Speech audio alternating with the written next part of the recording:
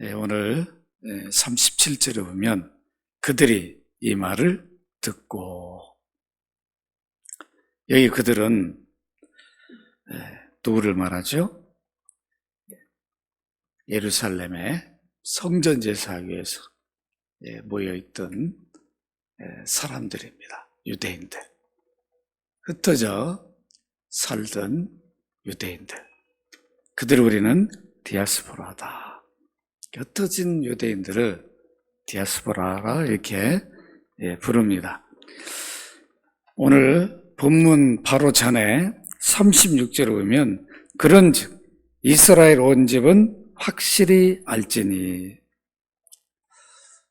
이스라엘 온 집이 확실히 알아야 될 것이 무엇인가, 그것을 베드로는 증거해 주었어요. 너희가 십자가에 못 박은 이 예수를 그들이 모르고 십자가에 못 박았어요. 알았으면 무엇을 박았겠습니까? 예수가 구원주, 하나님의 아들이라 그렇게 3년 동안 열심히 증거를 받았는데 아니다라, 하나님의 아들이 아니다, 구원주가 아니다. 그래서 결국은 참남죄, 하나님이 아닌데, 하나님의 아들이 아닌데 하나님이라고 그러고 하나님의 아들이라고 그랬다. 그게 죄가 됐어요. 기가 막히죠? 이게 사실인데 그거를 부정해버리고 거부하고 십자가에 못 박으시오. 십자가에 못 박아라. 결국은 유대인들, 유대교 종교 지도자들이 로마의 힘을 빌려서 예수님을 십자가에 못 박았습니다. 이렇게 그들은 모르고 박았는데, 달았는데 하나님은 그 구원주를, 하나님의 아들을 주와 그리스도가 되게 했다. 이게 지금 베드로가 그리스도의 복음을 전하고 있어요. 이게 증인인 거죠. 자기가 예수 그리스도를 주로 믿고 있으니까, 하나님의 아들을 하나님이 보낸 구원주, 메시아로 믿고 있으니까 자기가 믿음 고백한 예수님을 그대로 전하고 있습니다. 그들이 못을 박았는데 그들 앞에서 너희들이 못 박은 예수를 하나님이, 아들을 보낸, 구원주로 보낸 하나님이 너희 주와 구원주와 메시아가, 그리스도가 되게 하셨다. 이것을 온 이스라엘은 알아야 된다. 성령을 받은 사도들은 120명은 가만히 있을 수가 없었어요. 성령이 나가서, 성령을 주신 목적이 뭐냐면 그리스도를 말하라는 거죠. 너희들 믿고 있으니까 말하라, 증거하라, 내가 도와줄 테니까, 생각나게 줄 테니까, 가르쳐 줄 테니까 너는 나가서 나팔만 불어라, 입만 벌려라. 성령이 절대로 전도하지 않아요. 믿는 자를 세워서 역사하신다. 이걸 우리가 알아야 되죠. 우리는 나팔을 불어줘야 돼. 나팔만 불어주면 돼. 누굴 불어줘야 되는가? 내가 믿는 예수 그리스도를 들려주면 돼. 이렇게 온 이스라엘이 확실히 알아야 할 게 무엇인가? 예수님이 그들의 구원주 그리스도라는 것, 이것을 알아야 되는데, 다시 베드로가 그리스도를 증거한 내용을 보면 사도행전 2장 23절입니다. 사도행전 2장 23절 같이 한번 읽을까요? 시작. 그가 하나님께서 정하신 뜻과 미리 하신 대로 내준 바 되었거늘 너희가 법 없는 자들의 손을 빌려 못 박아 죽였으나. 지금 베드로는 예수님이 십자가에 왜 달렸는가를 계속 증거해 줘요. 성령은 바로 이렇게 그리스도를 십자가를 들려줘야 역사합니다. 이게 초대교회 현장이죠. 그래서 교회가 이루어지는 거예요. 그러니까 오늘날도 교회가 이루어지려면 부지런히 그리스도를 전해줘야 돼요. 그리스도가 우리 구원을 위해서 어떤 일을 하셨는가. 스스로 한 게 아니라 아버지가 보내서 했으니까. 아버지, 아들, 성령의 이런 협약을 잘 증거해 줘야 됩니다. 이렇게 그들은 모르고 이스라엘은, 유대인들은 로마의 힘을 빌려서 예수 그리스도를 못 박아버렸어요. 십자가에. 그런데 하나님은 예수님이 십자가 피 흘려 죽음이 인류의 죄값이 되게 했어요. 그 계획대로 하나님은 값으로 집을 받았어요. 그래 하나님이 하셨다. 그래서 값을 지불했으니까 그분을 주로만 그리스도로만 믿으면 믿음 고백하면 구원에 이르게 됩니다. 그래서 바울은 고린도교회 편지하면서 고린도서 2장 8절 우리 한번 읽어볼까요? 고린도 2장 8절입니다. 같이 한번 읽습니다. 시작. 이 지혜는 이 세대의 통치자들이 한 사람도 알지 못하였는 만일 알았더라면 영광인 줄을 십자가에 못 박지 아니하였으나. 세상 지혜로는 예수 그리스도의 십자가를 구원이라고 믿지 못합니다. 이해를 못해요. 지금도 서양 사람도 보세요. 아무리 공부를 많이 해도 세상 지식 지혜로는 예수 그리스도를 구원주로 못 받아들여요. 그러니까 세대 3대 성인 정도로만 그 반열에 세워놓는 거죠. 자기들이 믿는 그 종교의 우두머리와 기독교의 설립자 같은 반열을 세워버려요. 이런 안타까움이 있다고. 세상 지혜나 지식으로는 예수 그리스도를 믿을 수가 없습니다. 바로 지금 베드로 사도가 성령의 말하게 하심을 따라 두려움 없이 십자가에 못 박은 그 사람들 앞에서 자기도 바뀔 수 있잖아요. 두려워하지 않고 담대히 십자가를 전해요. 이것을 우리가 잘 기억해야 됩니다. 상대방을 두려워하면 복음을 못 전해요. 그 영혼을 사랑하는 마음이 있어야 전하는 거죠. 영혼만 바라고 전해야 되는데 내가 전했다가 이것도 괜히 또 망신당하는 거 아닌가. 이런저런 생각하면 전도를 못하게 됩니다. 당시 사도들이 우리 주님을 저들이 십자가에 못 박았는데 내가 주님을 전하다가 나도 잡히면 못 박히지 않겠는가. 이런 두려움이 있다면 못 전하는 거죠. 담대히 성령에 나가서 막 이끌어주니까 전한 겁니다. 이렇게 베드로의 이 복음 선포를 들었는데 어떤 일이 일어났는가? 들려주니까 성령이 역사에서 사도행전 2장 37절에 보면 어떤 일이 일어났어요? 마음에 찔려.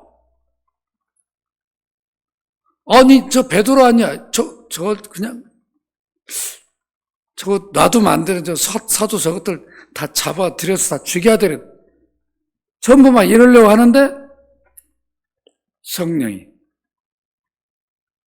베드로가 전한 너희의 주가 되게 하셨느니라. 그 말을 듣는 순간 성령의 역사해 버린 거죠. 마음이 찔려버렸어요. 이 마음이 찔렸단 말은 이 수동태예요. 성령의 역사하니까 마음이 갑자기 죽이려고 했던 마음이 바뀌어버리는 거죠. 핍박하려 했던 마음이 바뀌어버리고 부정하고 거부하려고 하는 마음이 바뀌어버리는 거예요. 성령의 지배를 받아버린 거죠. 여기 마음이라는 단어는 카르디아라고 하는 단어인데 이건 바로 심장을 가리키죠. 우리 마음 심장이 성령이 가는 천이에요. 우리 영혼의 좌소예요. 그러니까 우리가 마음이 빼앗겨버리면 안 되는 거죠. 이 마음이 움직여야 돼. 마음이 움직여야 의지가 움직이는 거죠. 예수 믿는데 머리에서는 다 들어서 알고 있어요. 마음이 움직이지 않으면 믿음 고백을 안 해요. 이걸 우리가 확실히 알아야 돼요. 그래서 성령이 어디를 지배해버리냐면 마음을 지배해버리면 심장을 지배해버리면 사람이 바뀌어버립니다. 그게 찔렸다는 의미예요. 돌을 들어가지고 현장에 하다 잡힌 사람을 데려다가 사람들이 간음죄, 율법을 범했으니까 돌을 들여다 치려고 했었는데 예수님 너희 중에 죄 없는 자가 돌로 쳐라! 찔려가지고 내려놓는 거예요. 마음이 바뀌어버려요.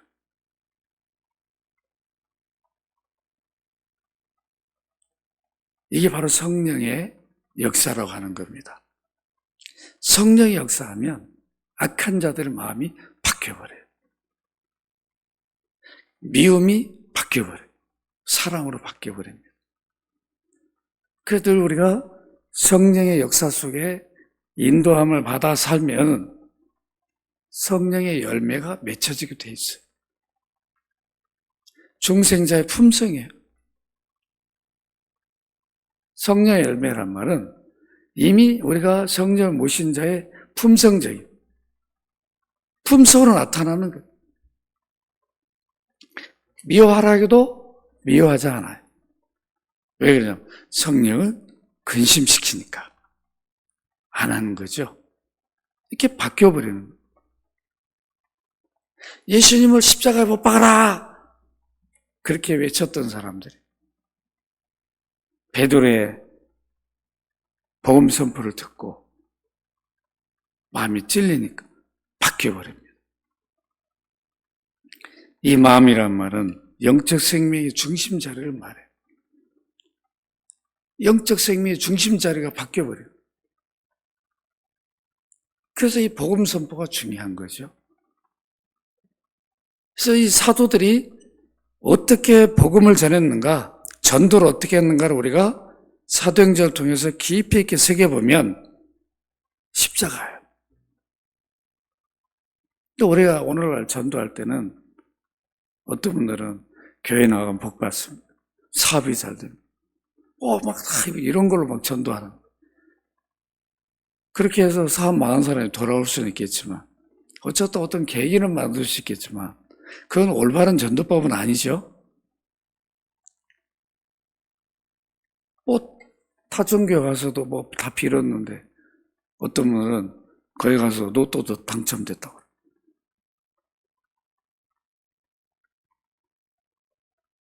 거기 가서도 막 빌었는데, 합격했대요? 그럼 어떻게 할까?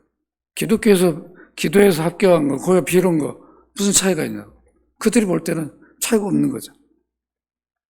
우리는 그런 거 가지고 비교할 수 없는 거죠. 우리는 전도를 어떤 세상 그런 것을 가지고 해서는 안 돼요. 우리가 믿는 예수 그리스도 구원사요. 이것을 우리는 풍성하게 말해 주어야 됩니다. 찔렸어요. 너희가 십자가에 못 박힌 얼마나 찔렸나. 자기들이 진짜 박았는데. 그러니까 회개가 일어나는 거죠. 그래, 우리가 못을 박았구나. 우리 구원주를. 그러니까 다음에 오시면 어떤 변화가 일어납니까? 마음에 찔리니까 베드로와 다른 사도에게 묻습니다.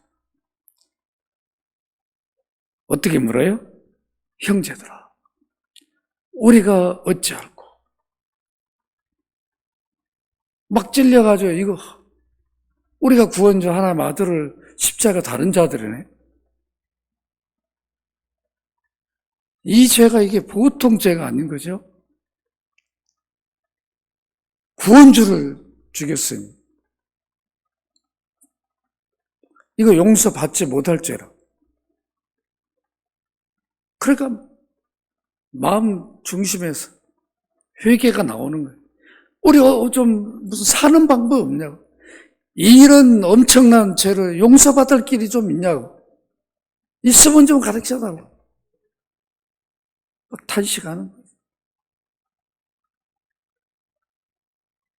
이게 진정한 찔림이죠. 이런 찔림들이 일어나야 되는 거예요. 이게 진정한 성령의 역사예요.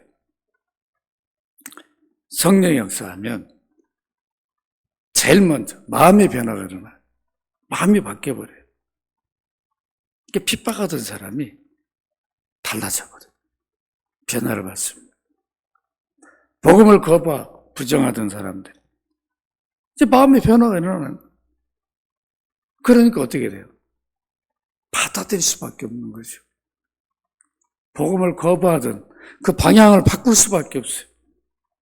누가 바꿔줘요? 성령이 바꿔줘요. 이게 회개라고 하는 겁니다. 이렇게 우리가 이것을 보면 어떤 생각을 할 수 있어요? 베드로처럼 이렇게 복음을 들려줘야 된다는 거죠. 들려주면 성령이 역사한다. 어떻게 역사해요? 십자가에 못 박았던 그들의 마음을 찔러버린다. 바꿔버려요. 이런 놀라운 역사가 일어납니다. 로마서 10장 17절 같이 한번 읽어볼까요? 로마서 10장 17절 시작. 그러므로 믿음은 들음에서 남, 들음은 그리스도의 말씀으로 말미암았느니라. 여기 그리스도의 말씀은 선포, 흐레마라고 하는 헬라어는 그리스도의 선포로 말미암았느니라. 그러니까 믿음은 들음에서 나는데 들음은 그리스도의 선포로. 그러니까 뭘 선포해줘요? 그리스도를 선포해주면 믿음이 들려주면 듣고 믿음이 발생한다. 이걸 말해주는 거예요. 이게 번역이 지금 말씀으로 번역이 됐어요. 말씀이 아니에요. 흐레마는 선포입니다. 결국 베드로의 복음 선포, 그것도 풍성하게 십자가에 못 박도록 했던 그들에게 오히려 십자가 사건이 너희들의 구원으로 이루어졌다라고 분명히 선포해 주니까 마음에 찔려서 형제들아 우리가 어찌할꼬 무엇을 해야 하는가? 어떻게 해야 죄 용서를 받고 살 길이 있는가? 사는 방법 좀 가르쳐 달라고 이렇게 요구를 했어요. 이 일을 베드로 능력으로 한 게 아니에요. 베드로 지혜와 지식으로 한 게 아니에요. 성령이 역사해서 이런 요구를 하게 했습니다. 요한복음 14장 26절 같이 읽습니다. 시작. 보혜사고 아버지께서 내 이름으로 보내실 성령 그가 너에게 모든 것을 가르치고 내가 너에게 말한 모든 것을 생각나게 하리라. 이미 베드로는 3년 동안 예수님을 따라다니면서 들었는데 이렇게 전도하려고 그러니까 생각나게 해줬어요. 성령이 가장 필요한 말씀들을 그 영혼이 구원에 이르러야 되면은 필요한 말씀을 전하게 한다고. 성령이 아시니까. 내가 뭘 전해야 될까 생각할 필요도 없어요. 그 영혼이 구원에 이를 영혼이라면 성령이 필요한 말씀을, 믿도록 할 말씀을 증거하게 한다고. 그래서 생각나게 주고 가르쳐 주십니다. 요한복음 15장 26절 같이 읽습니다. 시작. 내가 아버지께로부터 너에게 보낼 보혜사 곧 아버지께로부터 나오시는 진리의 성령이 오실 때 그가 나를 증언할 것이다. 성령은 그리스도를 증언해. 주와 그리스도가 되게 하셨느니라. 베드로에게 이렇게 증거하도록 해줍니다. 고린도서 2장 4절 같이 읽습니다. 시작. 내 말과 내 전도함이 설득력 있는 지혜의 말로 하지 않냐고 다만 성령의 나타나심 능력을 했다. 성령의 역사에서 바울사도 대단한 성경 지식을 구약에 능통한 그런 사람이지만 내 말로 전도해서 사람을 설득시켜 믿게 한 거 아니다. 내 지혜로 한 게 아니다. 내가 무슨 설득력을 한 게 아니다. 다만 성령의 나타나심, 성령이 나로 하여금 그리스도를 증거하게 하고 듣는 그들을 설득해서 믿게 한 것뿐이다. 이렇게 말합니다. 이렇게 핍박자들, 예수님을 핍박하고 죽게 했던 그들에게 베드로가 성령을 의지해서 그리스도를 풍성히 선포하자 성령의 역사에서 놀라운 변화가 일어났는데 과연 베드로는 그들 요구에 어떻게 방법을 제시합니까? 우리가 어찌할꼬 무엇을 해야 죄사함을 받고 이 저주에서 건진받을 방법이 있는가? 좀 가르쳐 주시오.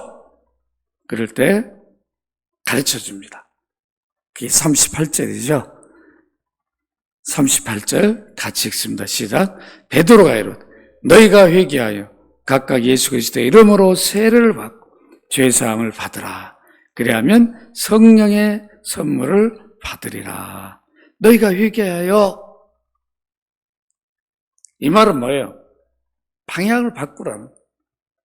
이미 성령이 역사한 대로 그대로 따르라. 방향을 바꿔야 되죠. 항상 믿음은 육으로 가려고 하는 게 있어요. 믿음생활 하다 보면 항상 옛사람으로 가려고 하는 게 있어요. 우리가 옛날에 예수 믿기 전에 했던 그 습관들이 늘 우리 안에 남아있어요. 잘못된 생각, 잘못된 말, 행동들이 나도 모르게 자리하고 있다가 성령을 따라 살 때는 그것이 드러나지 않아요. 근데 성령을 따라 살지 않으면 나도 모르게 그 육이 내 안에서 조금씩 나와요. 사라진 줄 알았는데 그 옛 습관이 나옵니다. 이걸 바로 육이라고 그러는 거죠. 옛사람이라고 그래요. 그럴 때 우리 믿음 고백해야 되죠. 주 예수님 내가 주를 믿습니다.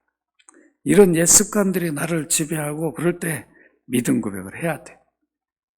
아니면 육이 지배해가지고 성령을 근심시키는 삶이 되어버린다. 오늘 예배 시간인데 예배 가야지 하다가도 또 비도 오고 또 이런저런 생각해 보면 옛날에 수협에 안 갔던 거기 살살 올라오는 거예요. 안 가는 거예요. 그건 이제 유기습 해버리는 거예요. 그런 게 여기 마음에 딱 올라갈 때 눌러버려야 되죠. 아니, 그건 육으로 가는 거죠. 내가 육을 따라가면 성령을 근심시키는 거예요. 하나님 기뻐하시지 않지. 하고 육을 물리쳐버리면 주 예수님 내가 주를 믿습니다. 한 3번만 고백하면 그런 육의 욕망이 사라져버려요. 그런 어떤 육적인 그런 마음들이 소멸되어 버려요. 그래서 우리가 예배할 수 있는 거죠.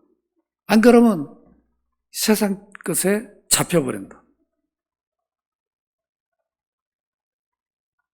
그렇게 됩니다. 여기 보니까 회개하라. 분명히 말. 너희가 회개하라. 각각 그랬어요. 우리 믿음은 각각이죠. 아버지가 믿으면 그냥 자자손손 믿음 생활 안 해도 되는 게 아니라 아버지가 믿는 예수 그리스도 아들도 믿어, 딸도 믿어야 돼. 각각 믿어야 돼. 회개도 각각 해야 되죠. 제가 그냥 연합교회 모든 성도를 해서 그냥 아버지 모든 죄 용서해 주십시오. 그리고 성도도 회개도 안 하고 그럼 되는 게 아니에요.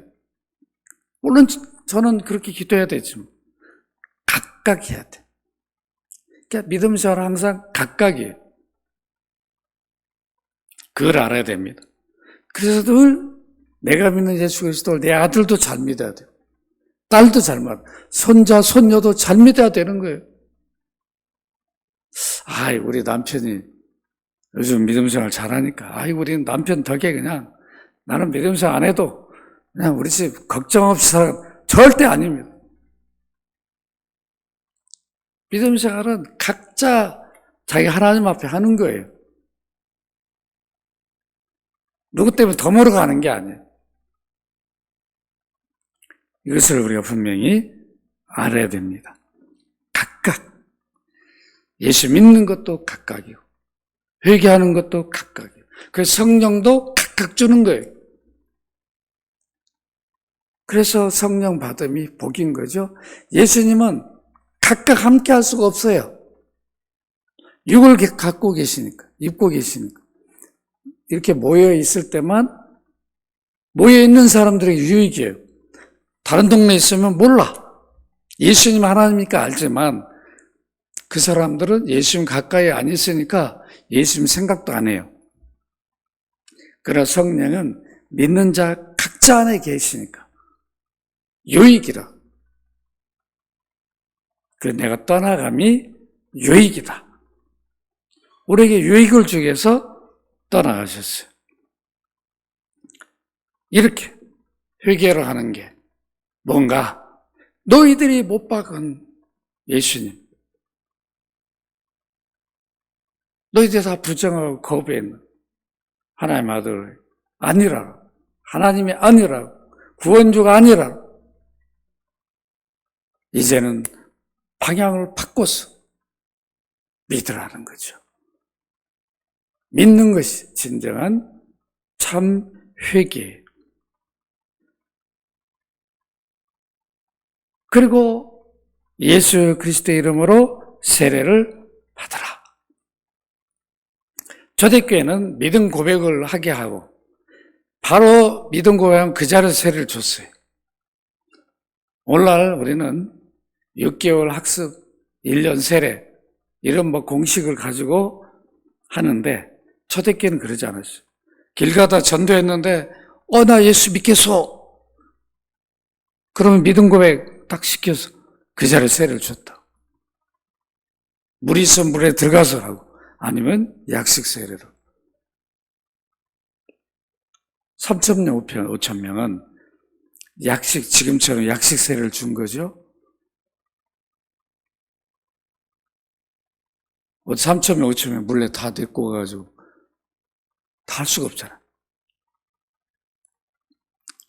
그러니까 우리가 물에 들어가든 약식으로 찍어서 하든 둘 다 세례인 거죠. 다만 우리가 침례교회 침례는 중생의 표로 말하니까 우리 세례하고 좀 의미가 다른 거죠. 우리는 믿음 고백하니까 표를 준 건데 침례교회에서는 들어갔을 때 죽는다라고 얘기해요. 그때 중생한다. 그래서 우리가 의미는 서로 다른 거예요. 그러니까 침례교회에서는 장로교 세례, 약식 세례를 인정을 안 해요. 그러니까 다시 재세례를 해요. 그 왜 그런가? 들어갔다 죽어야 되거든. 그거 아니라는 거예요. 그러니까 우리가 분명히 알아야 됩니다. 세례라고 다 똑같은 게 아니에요. 초대교회는 사도님, 예수 그리스도를 주로 내가 믿습니다. 그래, 이러. 다 표를 해준다. 오늘날도 그렇죠. 교회 앞에 믿음 고백하게 하고 표를 주는 거예요. 이거 세례 줬다고 구원받은 게 아니라 이미 믿음 고백으로 구원을 받는 거죠. 예수 믿는다고 믿음 고백으로 표만 해주는 거예요. 그 표를 받았기 때문에 교회에 정식 가입이 되어서 직분을 받게 되는 거예요. 이렇게 예수 그리스도의 이름으로 세례를 받으라고 분명히 말합니다. 왜 그랬을까? 이름은 인격을 나타내요. 예수 그리스도의 이름이, 예수란 이름 자체가 구원주란 뜻이에요. 구원의 일을 하기 위해서 기름 부음을 받은 거예요. 세워졌어요. 감남유관 성령으로. 그 성령이 내리시는 그분이 바로 구원주라는 것, 하나님의 아들이라는 것을 세례요한에게 이미 알려줘서 세례요한이 선포합니다. 세상 보라! 세상 죄를 지고 간 하나님의 어린 양이다!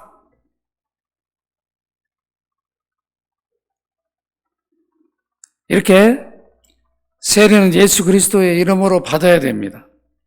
그런데 그렇지 않는 경우가 초대교회에 있었다고요. 고린도전 1장 12절 15절 같이 한번 읽어볼까요? 시작. 내가 이것을 말하거니와 너희가 각각 이르되 나는 바울에게, 나는 아볼로에게, 나는 게바에게, 나는 그리스도에게 속한 자라 한다는 것이니 그리스도께 어찌 나뉘었느냐? 바울이 너희를 위하여 십자가 못 박혔으며 바울의 이름으로 너희가 세례를 받았느냐? 나는 그리스도와 가이오 외에는 너희 중 아무에게도 내가 세례를 베풀지 아니한 것을 감사하는 이는 아무도 나의 이름으로 세례를 받았다 말하지 못하게 하려 함이라. 누구한테 세례를 받았냐가 굉장히 중요했어요. 누가 세례를 줬냐가 중요한 게 아닌데 예수 그리스도를 주로 믿는다고 고백하니까 표를 준 거야. 나는 바울에게 세례 받았어. 그러니까 바울파가 돼버려. 난 베드로에게 받았어. 베드로파가 돼버려. 베드로는 그리스도 이름으로 줬는데 세례 받은 사람은 베드로에게 받았으니까 베드로파가 돼버려. 이건 아니란 말이에요. 그래서 반드시 예수 그리스도의 이름으로 세례를 받아야 돼. 예수 그리스도를 믿어야 되는 거죠. 믿음 고백을 해야 되는 거예요. 왜 예수 그리스도 이름으로 세례를 받아야 되는가? 또 한 장면을 우리가 한번 확인해 보십시다. 사도행전 19장 1절로 7절 같이 읽습니다. 시작. 아볼로가 고린도에 있을 때 바울이 윗지방으로 다녀 예배소에 와서 어떤 제자를 만나 이르되 너희가 믿을 때 성령을 받았느냐? 이르되 아니라 우리는 성령의 계심도 듣지 못하였노라. 바울이 이르되 그러면 너희가 무슨 세례를 받았느냐? 대답하되 요한의 세례니라.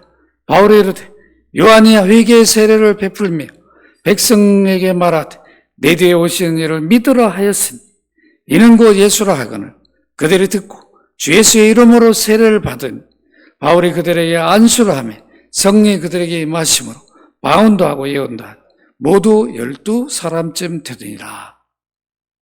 여기도 보니까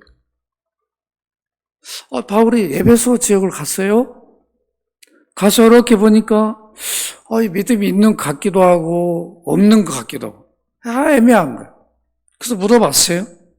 너희가 믿을 때 성령을 받았느냐? 이렇게 물었는데 우리는 성령이 누구요? 성령이라는 분이 계셔? 이렇게 물어보는 거예요. 분명히 예수 믿을 때 성령을 받게 돼 있는데 성령이 누군지도 모르는 거예요. 그러니까 바울이 뭐라고 다시 물어보면 그럼 너희가 무슨 세례를 받았느냐? 세례를 받았단 말은 예수를 믿는다 믿음 고백했으면 이미 즉시 성령을 받게 돼 있는데 성령이 누군지도 모르니까 너야 세례 안 받았냐? 예수 안 믿냐? 이렇게 물어보니까 우리 요한의 세례 받았어? 그러니까 누굴 따라다니는 거야? 예수 믿은 게 아니라 요한을 따라다니는 거야. 요한이 그들의 선생이야. 주가 돼버린 거야. 그래서 다시 복음을 선포해줘 그들에게. 이거 예수 안 믿구나. 이들이 요 세례요한 따라다니는 세례요한 제자들이구나. 바울은 알고 뭐라 말하냐면 바울이 이르되 요한이 회개 세례를 베풀며 백성이 말하는 내 뒤에 오시는 이를 믿으라. 지금 세례 요한이 세상에 소개한 메시아를 믿으라. 너희들이 믿어야 할 분은 세례 요한이 아니라 누구라는 거예요? 예수다. 이런 거 예수를 하거나 그들이 듣고 주 예수 이름으로 세례를 받으니 세례를 다시 받았어. 주 예수를 믿는다고 고백하니까 표를 줬어. 그러니까 표를 줄 때 안수하니까 믿는다고 표하니까 바로 성령이 임했다. 그러니까 믿을 때 성령 받는 거죠. 그래서 예수 그리스도의 이름으로 세례를 받았다. 받아라. 이 말은 세례가 뭔가를 분명히 알고 받아라. 그런 뜻입니다. 그러면 이렇게 예수 그리스도 주로 고백하고 세례를 받으면 뭐를 받게 됐다고요? 죄사함을 받게 됩니다. 죄사함을 받게 되면 성령이 내주하게 돼요. 그것이 성령의 선물로 받으리니 죄사함을 받은 성령을 선물로 받게 됐어요. 그래서 구원, 죄사함, 죄용서, 하나님 자녀되고 의인되는 동시에 이루어져요. 따로 이루어지는 게 아니에요. 믿을 때 다 이루어지는 거예요. 예수 그리스도 고백할 때 다 이루어져 버려요.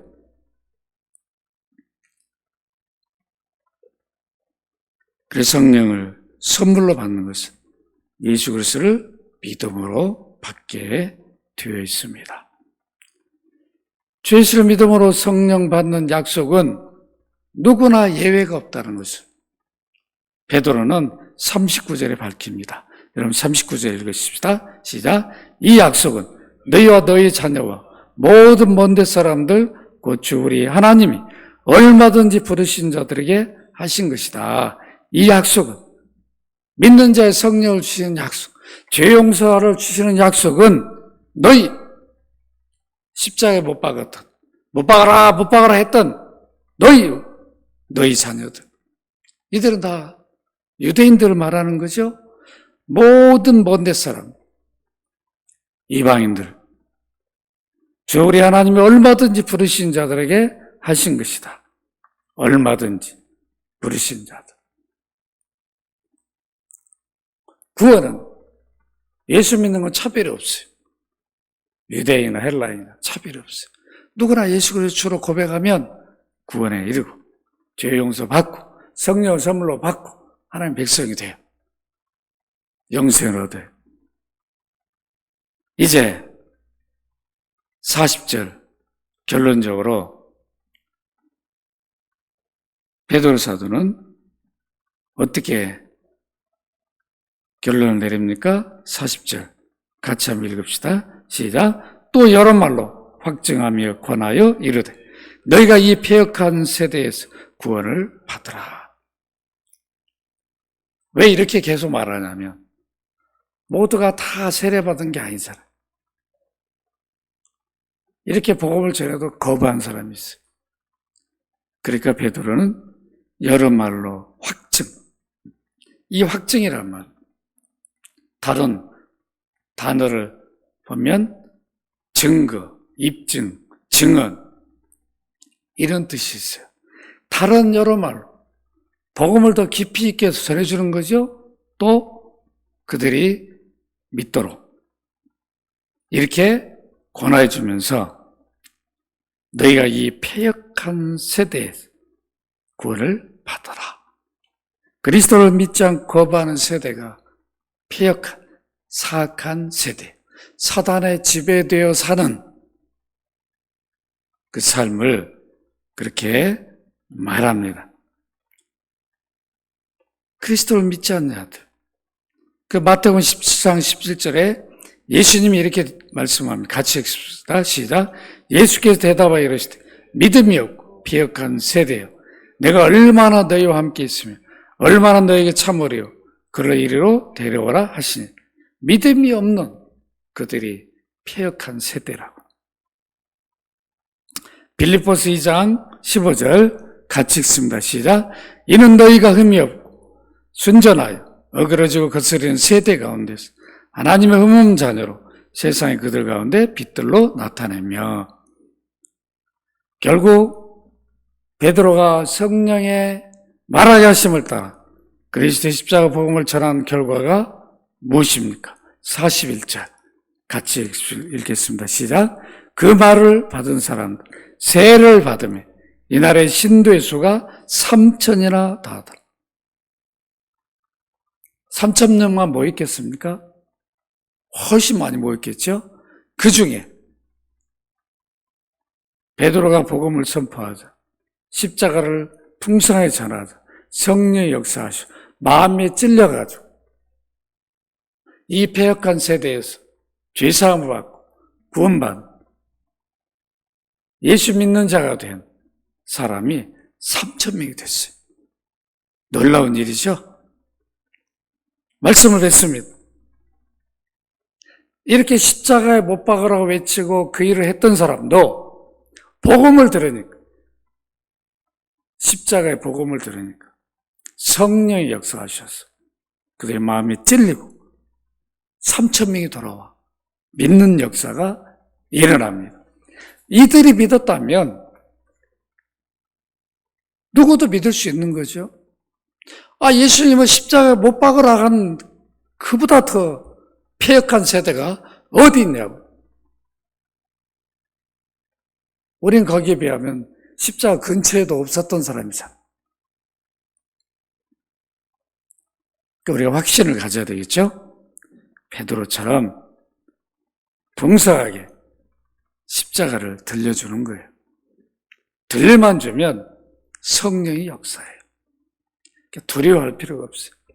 십자가에 못 박아라, 못 박아라, 못 박게 했던 사람 앞에 사도들이 두려워하지 않고 전하잖아요. 그들의 마음이 찔리잖아요. 변화가 일어나서 그들이 예수 믿는 믿음의 사람이 돼서 교회에 가입이 되잖아요. 예루살렘 교회 성도들이 되었다. 이런 놀라운 역사를 여러분들이 통일한 성령을 받았으니까, 예수 믿을 때 받았으니까 귀한 일을 복음을 전해서 감당하기를 주의 이름으로 축원합니다. 그러고 하신 아버지, 초대교회 복음 현장을 살펴봅니다. 베드로가 이렇게 십자가에 못 박으라고 외치고 그 일을 했던 그들에게 성령에 감동되어서 복음을 증거함으로 오히려 그들이 마음이 찔리고 돌아와서 3,000명이 예수 믿어 참으로 죄사함을 받고 의인이 되어서 그리스도인으로 예루살렘 교회에 가입이 되어 훗날에 그들이 다 복음 선포하는 놀라운 일들을 이루었음을 확인합니다. 오 아버지여, 이렇게 그리스도를 전하면 성령의 역사함을 오늘도 우리가 확인했사오니 동일하게 성령을 모신 저희들 이 확신을 갖고 이 귀한 일을 감당하는 연합교회 모든 성도들 되게 하여 주옵소서. 이 일을 통해서 우리 연합교회가 주의 일을 이루게 하시고 주의 영광을 드러낸 복된 교회가 되게 하여 주옵소서. 오늘도 예배에 참여한 귀한 백성들이 참으로 이 믿음대로 놀라운 일도 이루어가는 복된 삶이 되게 하여 주옵소서. 돌아온 발걸음도 지켜주시고 은혜 가운데 인도하여 주옵소서. 주 예수 그리스도의 이름으로 기도합나이다. 아멘.